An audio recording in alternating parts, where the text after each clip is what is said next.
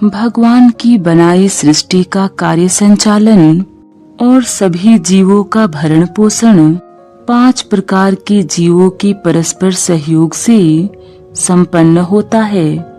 ये हैं देवता, ऋषि, पितर, मनुष्य और पशु पक्षी आदि भूत प्राणी।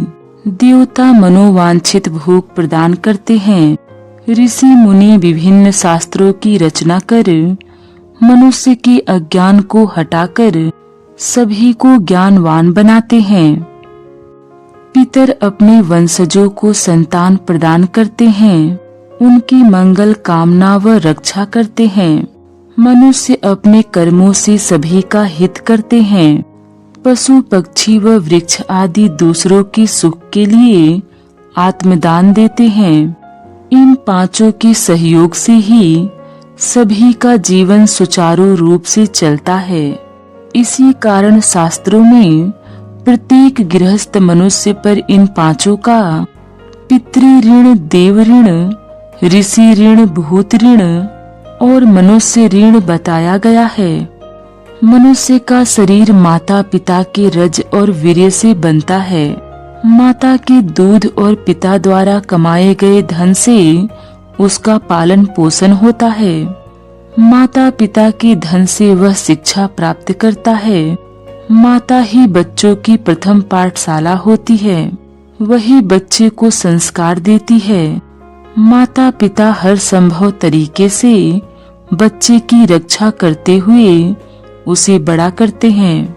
इस तरह पुत्र पर माता पिता का, माता पिता पर दादा दादी का और दादा दादी पर परदादा परदादी का ऋण रहता है। परंपरा से प्राप्त होने वाले इस पितृ ऋण से मुक्त होने के लिए मनुष्य को अपने पितरों के नाम से जीवन भर श्राद्ध व तर्पण करना चाहिए। साथ ही साथ आगे पितरों को पिंड पानी देने के लिए वंश वृद्धि करनी चाहिए। यदि व्यक्ति निसंतान रहता है तो वह पितृ ऋण से मुक्त नहीं होता है, क्योंकि पितर पिंड पानी चाहते हैं और उसे पाकर वे सुखी व संतुष्ट रहते हैं और अपने वंशजों को लंबी आयु, संतान, धन, विद्या, स्वर्ग, मोक्ष व सुख प्रदान करते हैं। संतान न होने पर वे दुखी हो जाते हैं, यह सोचकर कि आगे हमें पिंड और पानी कौन देगा। मनुष्य जन्म लेते ही निःशुल्क हवा, पानी, धूप आदि का सेवन करता है और हिष्ट पुष्ट बनता है। सूर्य देव हमें नित्य उष्मा और प्रकाश प्रदान करते हैं। पवन देव मनुष्य के प्राणों का आधार वायु प्रदान करते हैं। वरुण देव जल प्रदान करते हैं। इंद्र देव मेघ बरसाकर अन्न उपजाते हैं। इन सब से मनुष्य का जीवन चलता है। अतः यह मनुष्य पर देव ऋण है।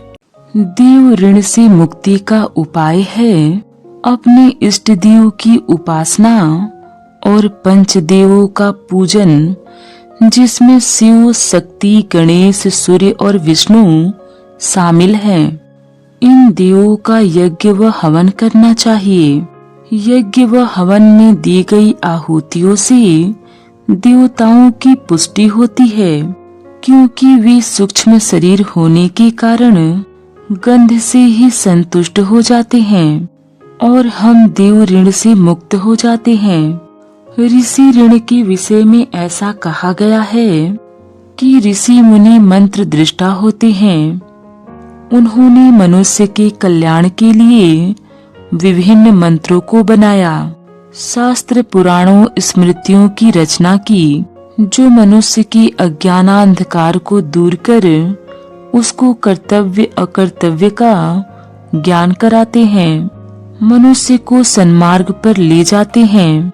ऋषि ऋण से मुक्ति का उपाय यह है कि मनुष्य विभिन्न पुराणों, ग्रंथों, गीता, श्रीमद् भगवत, श्री रामचरितमानस आदि का स्वाध्याय करे।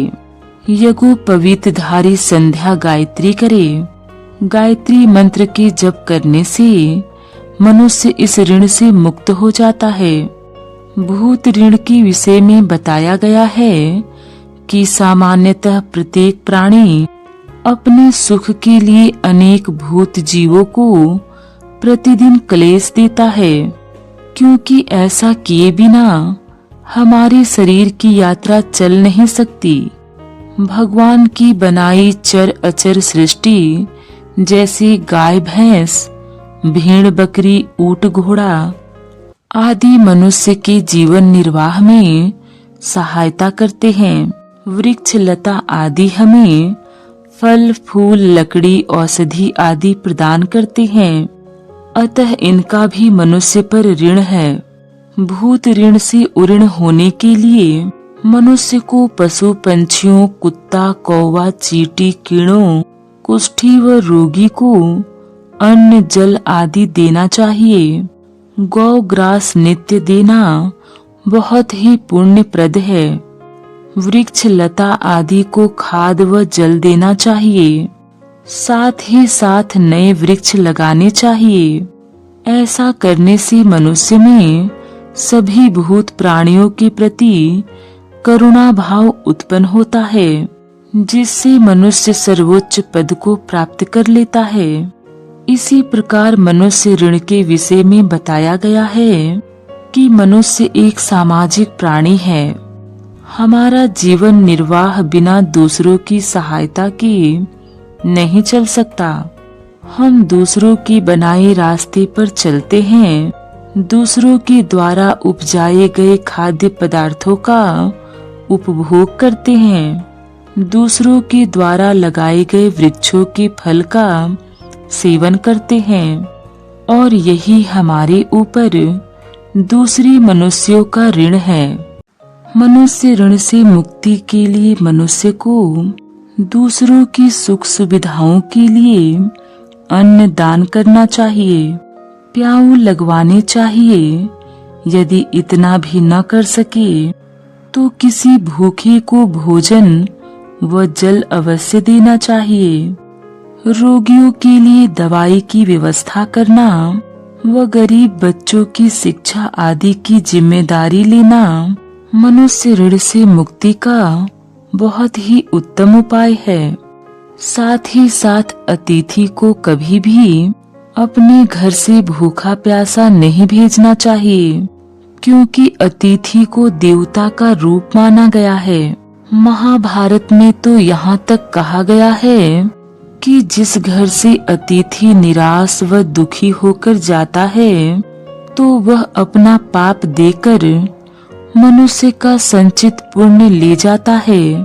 भूत यज्ञ और मनुष्य यज्ञ करने से सभी प्राणियों के प्रति वासुदेव सर्वसम्मति का भाव आता है, जिससे परम धाम की प्राप्ति होती है।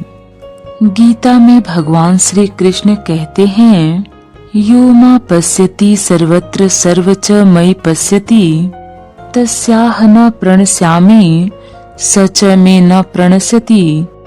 अर्थात जो सब में मुझको देखता है और मुझ में सबको देखता है, उसके लिए मैं अदृश्य नहीं होता और वह मेरे लिए अदृश्य नहीं होता।